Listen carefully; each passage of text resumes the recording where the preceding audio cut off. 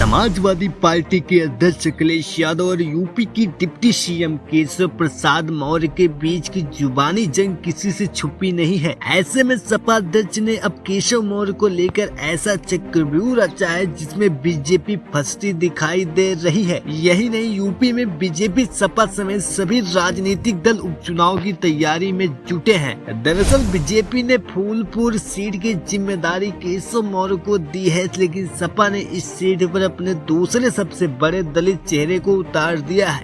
केशव मौर्य और अखिलेश यादव में तल्खी के बीच सपा अध्यक्ष ने फूलपुर सीट के लिए अपने दलित नेता इंद्रजीत सरोज को प्रभावी नियुक्त किया है, जबकि बीजेपी की ओर से इस सीट को जिताने की जिम्मेदारी केशव प्रसाद मौर्य के कंधों पर है।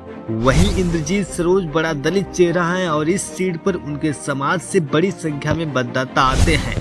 दरअसल इंद्रजीत सरोज का इस इलाके में खासा प्रभाव है। अगर इन मतदाताओं को सपा के पक्ष में लाने में कामयाब हो जाते हैं तो केशव प्रसाद मौर्य के लिए मुश्किलें खड़ी हो सकती है। ऐसे में ये सीट उनके लिए प्रतिष्ठा की लड़ाई बन गई है, लेकिन बीजेपी के लिए सिर्फ फूलपुर ही नहीं, अयोध्या की मिल्कीपुर सीट और अंबेडकर नगर की कटेरी सीट भी नाम की लड़ाई बनी हुई है। लेकिन बीजेपी के लिए सिर्फ फूलपुर ही नहीं, अयोध्या की मिल्कीपुरी और अंबेडकर नगर की कटेरी सीट भी नाक की लड़ाई बनी हुई है। दरअसल मिल्कीपुर और कटेरी सीट को जिताने की जिम्मेदारी खुद मुख्यमंत्री योगी आदित्यनाथ के पास है।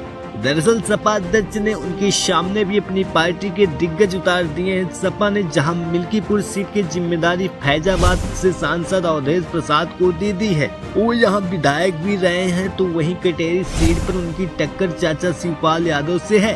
दरअसल शिवपाल यादव संगठन के महारथी माने जाते हैं। मुलायम सिंह यादव के वक्त से भी उनके पास संगठन का बड़ा अनुभव रहा है।